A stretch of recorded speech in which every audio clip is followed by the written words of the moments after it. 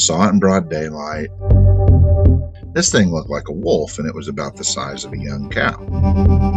My name is Brian Terrell. I'm from Northwest Oklahoma. My journey into being interested in Bigfoot is a really long path, I guess you could say. It kind of started out when I was a kid when I found a footprint down at the family farm. And from there, it just kind of, I guess you could say, there was a series of events that kind of opened my eyes slowly. And over a period of years, I kind of realized, hey, there really is something out there. Finding weird things in the woods that humans wouldn't do, and just over and over and over again. Eventually, I ended up intentionally seeking these things out. And in 2000, I believe it was 2007, I saw a Dogman, and I didn't even know what I was looking at. But come full circle, I think in 2016, I guess you could say I discovered the internet. I was kind of a late bloomer when it comes to the internet. I guess you could say I was too busy working, but that wasn't really the truth. I just didn't know anything. I never really was curious about it till then. But then at that point, I had become a teacher, and so I was forced into computers, and that's when I found all this stuff that's out there on the internet about Bigfoot and Dogman and all these other cryptids. And that's when I really started digging in and trying to educate myself. And then I started. At some point I realized that there was nobody in Northwest Oklahoma that people could reach out to for this kind of information, and there was nobody keeping track of reports and stuff like that. And that's why I started the Red Dirt Cryptid Investigations. Um, I want to say we've had an internet presence, I think, for 4 years now, and we've been actively going out and documenting our outings via YouTube now for 3 years. I think 3 years. Don't quote me on that. Uh, Time flies when you're having fun. And we go out, we do on-site investigations. We go to hotspots where we know that they're at, and we look for evidence. We're kind of an evidence-based investigation team.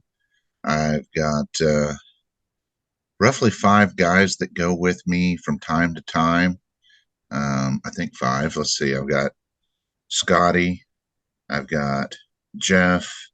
I've got Coleman, which he's actually freelance and he does his own thing. And I've got Eric, and then I've got Micah. But Micah's been out for a while. He had to have some corrective surgery, so he's taking it easy. We kicked him out. We kicked him out temporarily. I understand. Well, let's go back to those early years on your family farm when you saw a print. What were you? How old were you, and what were you thinking when you saw that print? Oh, that's comical. So I know now what I saw. I saw a partial footprint, half in, half out of the creek in the sandy mud down there. And what I really saw was a footprint that slid down the side of the bank a little bit, and there was only 3 toes that were visible, and so the other 2, I'm guessing, were in the water, or maybe the other 2 got damaged by the sliding of the. I'm not sure. I'm not sure what really happened there, but it was a very unusual footprint. And I didn't have any brothers or sisters down there. I didn't get brothers and sisters till later, and so I didn't have any kids to play with down there. So it was just me roaming around in the woods by myself, which is really kind of strange by today's standards. But this was pretty common practice back then. And I'm sitting there looking at this, and at the time I kind of idolized, like Native American trackers and stuff. And so I was always wanting to track animals. And so I found this print and I was fascinated by it. And I spent some time looking at it, trying to figure out what it was. And I made a circle and I looked for more prints, but there wasn't any. It was just like water. It appeared that whatever it was walking up the creek in the water, and it took a half a step out to, I'm guess, reach over and pick something up from the grass or something, tall grass, and then it stepped back in and kept going. I don't know, but whatever it was, it covered its tracks pretty well, except for that one print. And at the time, I thought that I was looking at a creature with three toes, and I thought, well, what creature has three toes and is that big? I mean, it was. I mean, I was like 11 years old, but to be honest with you, it was a massive track. I mean, it was probably like this big. I mean, it was pretty big. And I knew even at that young age that it was way too big. I mean, the thought of it being human never even crossed my mind. It's just too big. And then, of course, I could only see the three toes sticking up, and they had some splay to them. I remember that. But so at the time, this was back in the '80s. There was a fad that was going around amongst all the farmers and or ranchers, I guess you could say. And that was ostriches. Everybody was getting these ostriches and they were raising them. And that was quite the thing. People were selling ostrich eggs for $800 a piece. And, these birds were super expensive, very cosmopolitan back in the '80s. But anyway, so I determined that the only thing that could be that big and have three toes at the time had to have been an ostrich. And I was going to trap it and I was going to sell it or I was going to sell eggs. And so I was pretty excited. I spent the whole summer trying to trap this ostrich. And I told my grandpa about it. He just laughed, because he knew better. I don't think he knew about Sasquatch being down there, but I think he thought it was just some kid in his imagination. You know how parents are.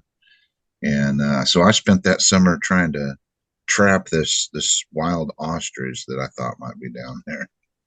But that was how I got started. It wasn't until like I was 30 years old and I was watching some TV show where they had a similar footprint that was half in out of the water and it had slid in the toes. And I don't even remember what the show was, but when I saw that footprint on TV, I mean, I about spit my beer out. I mean, I was just like, oh my God, that is almost exactly like that footprint that I saw when I was a kid down the farm. And it was then that, everything kind of started coming back to me. It's like, oh my gosh, is that what we had down there at the farm? I was just like mind blown, and I have all these memories coming back. It's like the thing in the corral, I had this one encounter where there was this thing in the corral and I could see its eyes kind of glowing. And there was another situation where I had a tree house built down in the woods and something had tore the tree house out of the tree and thrown it all down and smashed all the boards. And I was always getting in trouble for leaving the granary open. The granary just happened to be the area where we kept the cat food, and the dog food. And sometimes we even bought bags of sweet feed and stuck in the granary because it was dry. And there was all these knickknack things that was always happening down at the farm. And I realized, oh my gosh, that was what was really going on down there, and I was clueless. I'm like 99% sure that my grandfather and grandmother were clueless, you know, but that's when it all started, you know, coming together. And shortly before that, I'd even stumbled into my very first Bigfoot case file down in Oklahoma City metro area, believe it or not. And but that I think that was '96 that happened when we saw the creature down, or some people saw a creature down by Overholser Lake. Tell me about what they Oh, saw. well, I was at a grocery store at 23rd and Council for anybody that lives down there. It used to be called Snyder's IGA, and I was done working, and I was going up to get my invoice signed off by the store manager, and I was kind of waiting to talk to the store manager because store managers back then there was always had everybody wanted to talk to them. And this dude comes up. He's another employee, and he tells the store manager, he's like, "Hey, you ain't gonna believe this." And he's like, "What's that?" He goes, "Over here at Overholser Lake, which that's literally like not even a mile away from the store." He goes, "There was two lady joggers that claimed they saw a Bigfoot digging in the trash cans over there on the Lake Drive there." And I mean, immediately it was like my ears perked up. And the guy's like, "Well, what happened?" He said, "Well, they said that the thing took off running to the north and it ran and jumped over Highway 66 and ran away into the woods." And I was just like, "What?" I mean, I was super. I mean, I've always been skeptical. Okay, but back then I was, yeah, I was pretty quick with the BS stamp, and but I was curious, so I drove over there after I got my ticket signed off, and sure enough, as soon as I pulled off of 23rd Street, um, and started going north, I it was like two or three houses, and there was a bunch of cop cars there, and there was some people standing there out in the front yard, and this house faced west, and there was one of those little back then, they used to have the metal round garbage cans with the little metal lids that we used to use as shields as kids and we used to get in trouble for. Um, but there was this little two trash cans sitting there by the deal, and they had one of those little beauty fences that went around it. And these two cops were standing there. I think there was two cops, and they were standing there talking to what I'm guessing were the homeowners. And I was just like, "Holy crap, something did happen." So I drove north and kind of followed it. And it's a long way from that house to Highway 66. I mean, it's probably a mile. I mean, I never have actually traced it out, but it's a long way for a Bigfoot to be running down the street. Now, granted, this was first thing in the morning. This was probably 8 a.m. So I thought this was highly suspicious, highly weird. Well, I go home that night and I'm sitting there. Back then, we used to watch the news. You could believe the news back then. And I was sitting there watching Channel 9 because Channel 9 was my favorite because, I always loved Gary England because he always came to our school when we were kids. I was watching Channel 9 and boom, they start talking. They start talking about this, and they say that these two women joggers saw this Bigfoot digging in a trash can, ran north along the road, jumped over Highway 66 and ran into, and they called it Stenchcombe Wildlife Management Area. And I was like, "What's that?" I mean, I was just shocked that they were even talking about this. And so anyway, and the next day I went over there and started looking around, and I realized that there was a batch of land that was north of Overholser Lake that was completely undeveloped, and apparently it was open to the public. Did not know this. So I went out there and started exploring because I'm kind of a country kid at heart, and living in Oklahoma City metro area had been kind of hard on me because I needed some quiet time. But I got to where I'd go out there and walk around in the woods. Now this was 1996. There's a parking lot and there's all these park benches and there's these trails and everything. None of that stuff was there whenever I was a kid. I pulled over and parked my vehicle on the side of the road, jumped the fence, and went in. And it was bushwhacking all the way. There wasn't any of these trails. But I got way back up in there and I found tree structures back in 1996. Now, I had no idea what tree structures were. At the time, I find all these sticks leaning up, and I'm thinking, well, what in the heck is going on here? Because they're obviously put there by human or humanoid. And I'm sitting here thinking at the time, I'm like, what are these? Is a bunch of homeless people living down here? Maybe they're throwing a tarp over this and using it as a shelter, and then they take the tarp when they leave. But a human would only use like three or four sticks and put them up strategically. I mean, this one there's like sticks everywhere; it's all over, and I was just like, this don't make no sense. But anyway, fast forward, and when I got older, and now the internet is out there, and we know that that people attribute these tree structures to these Bigfoot creatures. Okay, I can tell you right now, pre-internet, many years pre-internet, there were tree structures down at Stinchcombe Wildlife Management Area. Had no idea what I was looking at, but that is now I know that's what they were. But yeah, there was activity going on clear back then. When I was hell, I was young. I was really young then, and I didn't even realize that that was going to end up being like my very first case file that I ever, I guess you could say, investigated. Did you find anything other than the tree structures out there? Of course, you weren't really, looking for No, anything, maybe. well, I was looking for footprints, and but I never found any of those at the time. But no, it's just there was no other evidence to be found, which is normally the case. I mean, 90% of the time when you go in the woods, you find nothing. I mean, that's the toil of a field researcher.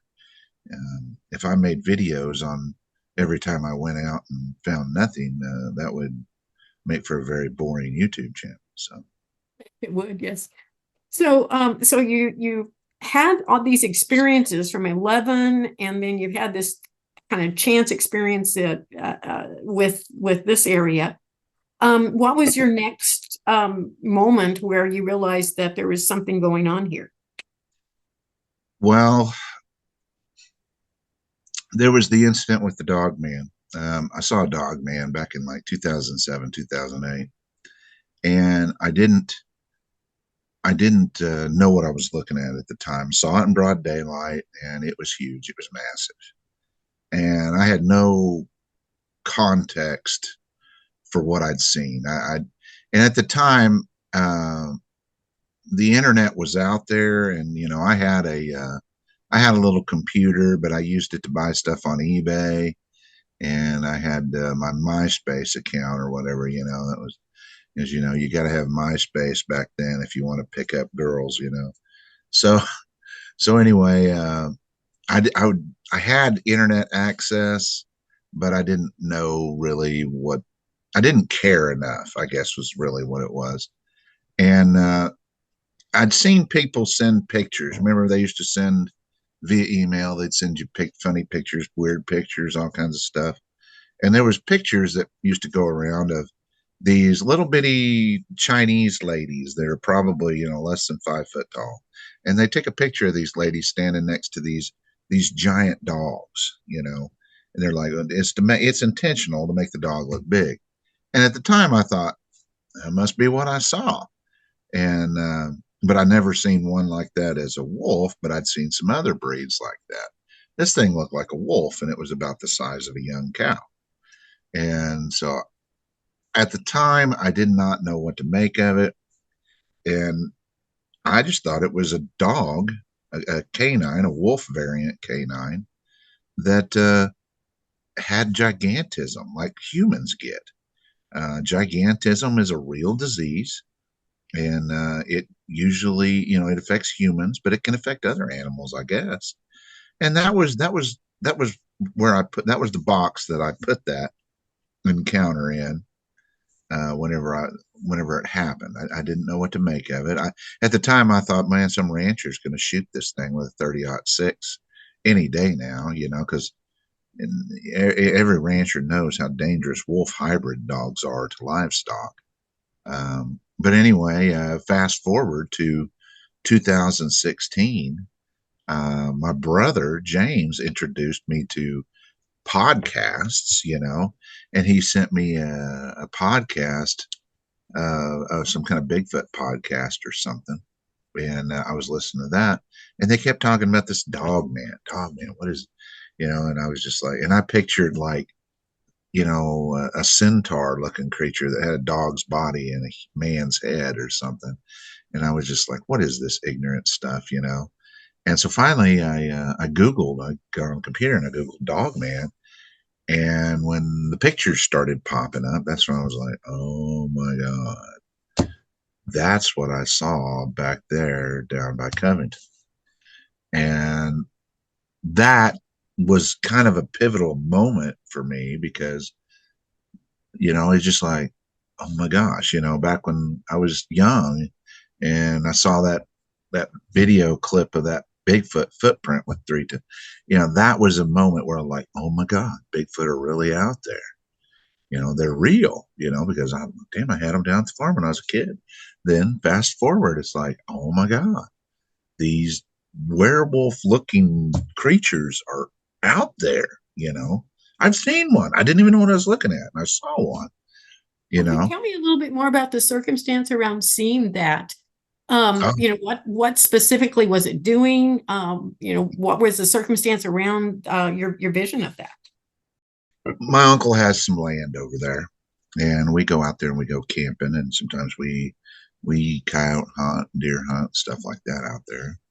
And this happened on the as I was driving down the road on the by the property that's adjacent to it. It's like less than a mile from where we hunt, and there's like this little valley where this dry wash, we call it.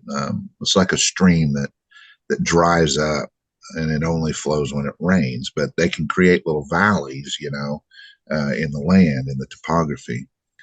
But anyway, this thing was sitting up on the side of the bank, up high, uh, sitting up there, and it was watching the valley. I think you'll see coyotes doing that sometimes. They'll get up on a high spot and they'll just sit and wait for something to move, and then they'll run it down and go kill it and eat it.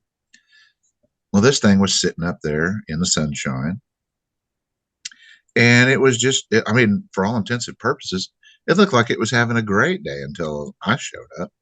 But I was driving my pickup, and I come around there, and as I started going down into the valley, I looked off to my left, and I saw this thing sitting there. And at first, I mean, it just looked like a big black wolf. And I kind of thought in my head, I was like, damn, that's a really big dog. And I turned and looked back at the road, and there was a couple of seconds went by, and my brain is like punching the numbers, and it's like, that's not just a big dog. That's the biggest dog that ever lived. I turned around and I looked back, and I was like, oh my gosh. And it was running away at that point. And it was even running funny, and I never saw it stand up on its hind legs. I never saw hands or anything, but this thing was unusually large.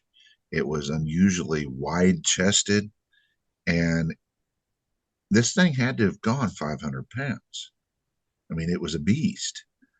And I mean, it's like,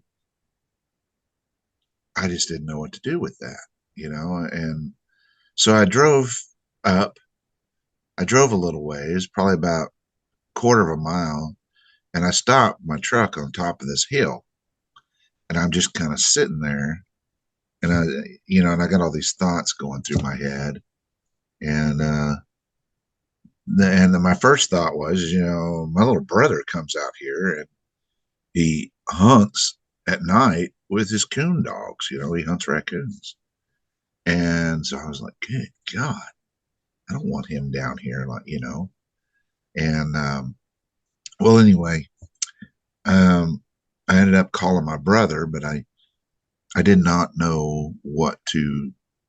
Yeah, I don't know. You know how it is with brothers and sisters. You can't always tell them the truth, or they'll start hacking on you. So I tried to tell him that there was a very large black wolf-looking creature out there, and I don't think my brother took it as seriously as I was wanting him to take it. But he did tell me that he had seen some very large canine tracks. And I was like, well, how big were they? And he said, well, they're bigger than hobos. And so his hobo was a very large male Walker Coon hound that he had. That this dog was pretty good sized dog, and that dog had like a 4 inch footprint, and he said it was bigger than Hobo's footprint at the time. And I just went, wow, what was that? And at the time, I remember thinking, that there was a pretty serious level of danger at that point, but I figured that it would rectify itself eventually because some rancher's going to get a shot at it eventually. And, I figured somebody's going to end up shooting this thing because a dog that was like half that size of that particular breed would pose a hell of a problem for livestock and stuff like that. So at the time, I just figured, it's a very serious situation, but probably ain't gonna last very long. And I remember at the time, I gave my little brother my 357 Magnum to carry with him whenever he was hunting at night. Before that, he just carried a 22. And I was sitting there thinking, God, he needs something bigger. At the time, I thought a 357 Magnum was the cure for everything, but apparently not. So, but anyway, that was that situation. I made a YouTube video about what I saw that day, and it's on my YouTube channel. It's called Brian's Dogman Encounter, I think, and I actually take you back to the actual site where it happened. So, but anyway, that was life changing. But the weird thing is for years I didn't even know what I'd seen, and my brother and I just kind of referred to it as the wolf dog for several years. And what do you do with it? I mean, I, I, I just didn't know what to do with it. In my mind at that time, it was just a wolf hybrid dog that had gigantism. That was the best that I could do, because in your brain you got to put a label on it, you know.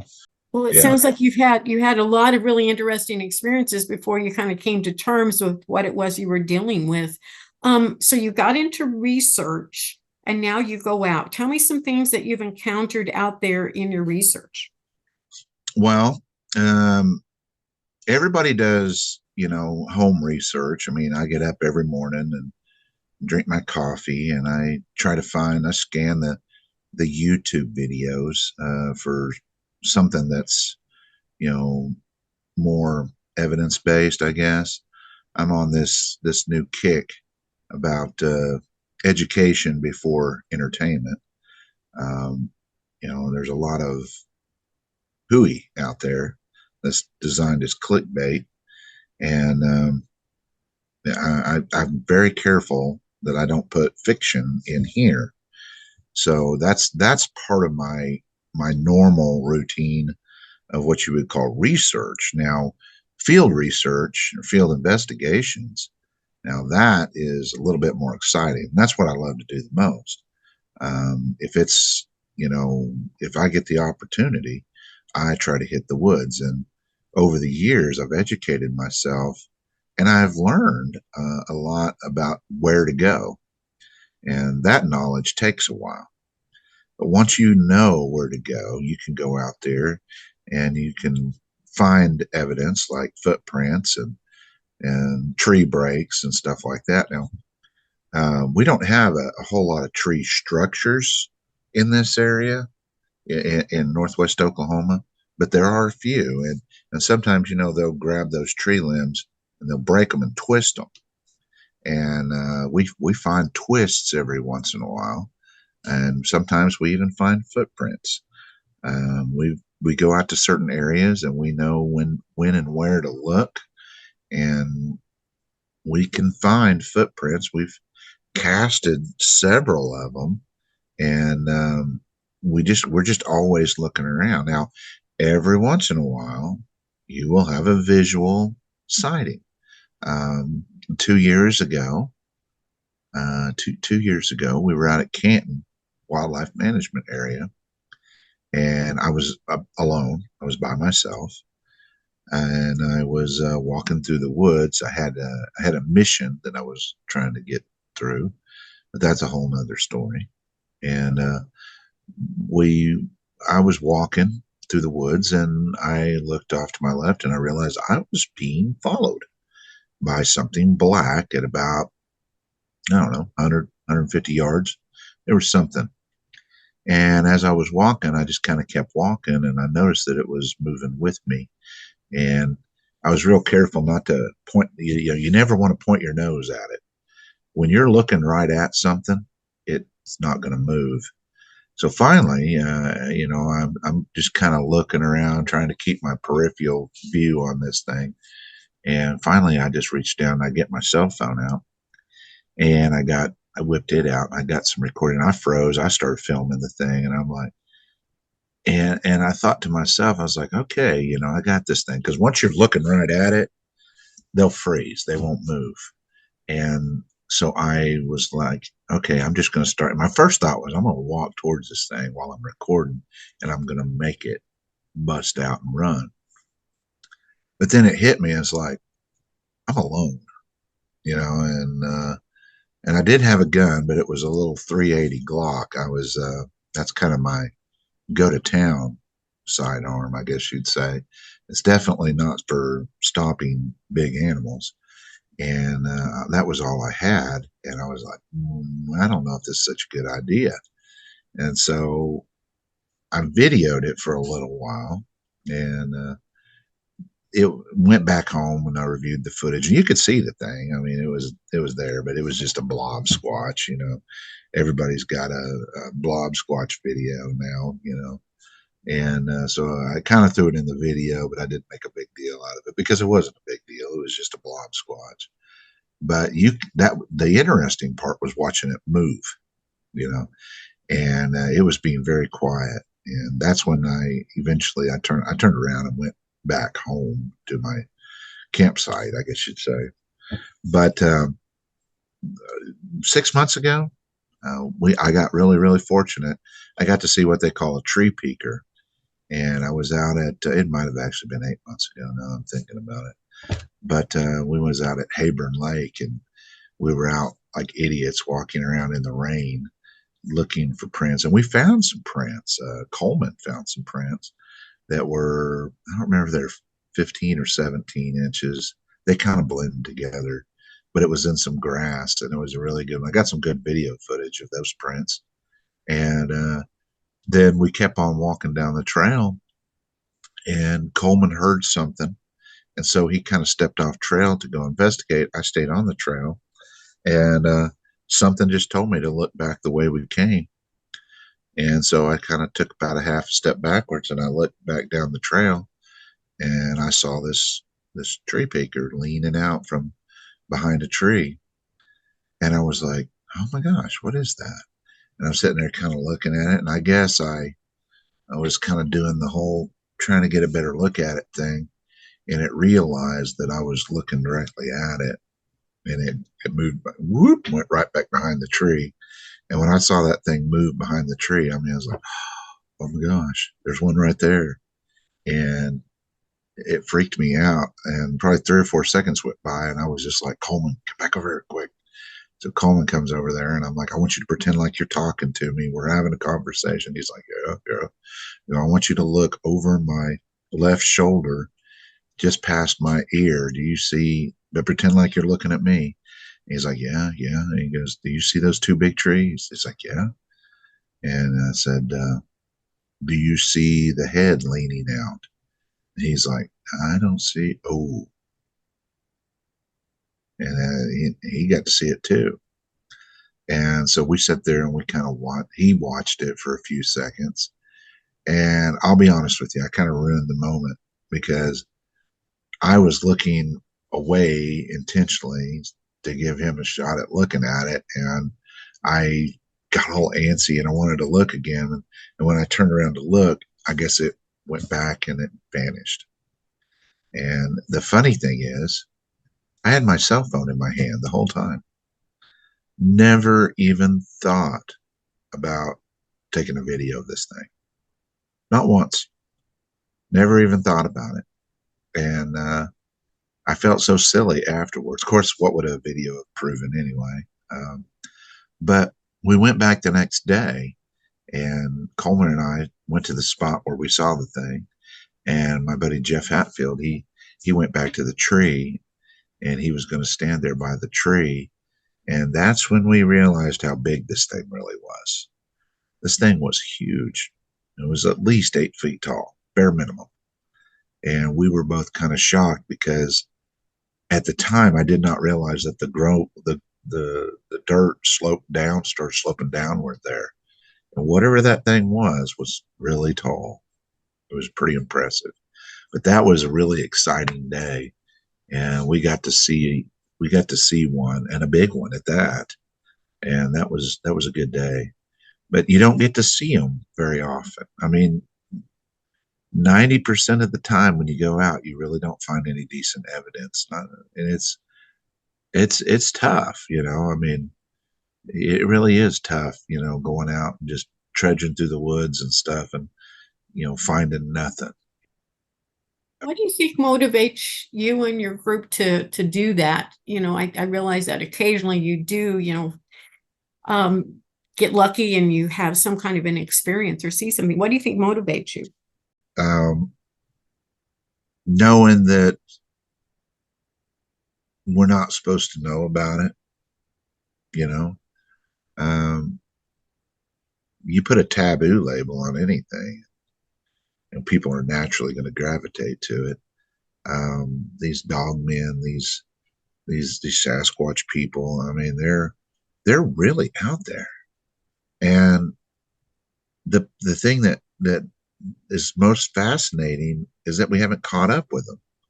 There's probably been some killed, and but I'm pretty sure the government steps in and makes everything go away. But the government conspiracy rabbit hole is a deep one, so I'll try to sidestep that today. But yeah, it's just there's really something out there, and there's more of them out there than what people think. We've got this one little area out at Canton Lake that we've identified 6 different individuals by their footprint, by their size of their footprint, that are out there in that one area. I mean, I'm guessing it's some kind of family unit, but we've got everything from 7-inch baby prints all the way up to like a 17-inch one that we assume is the alpha male.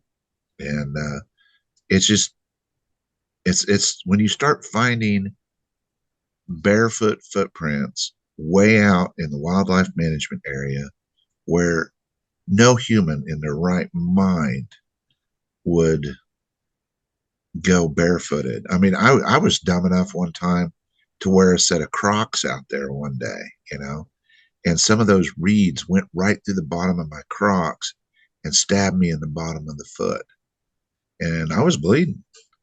And who would do this barefooted? You know, really?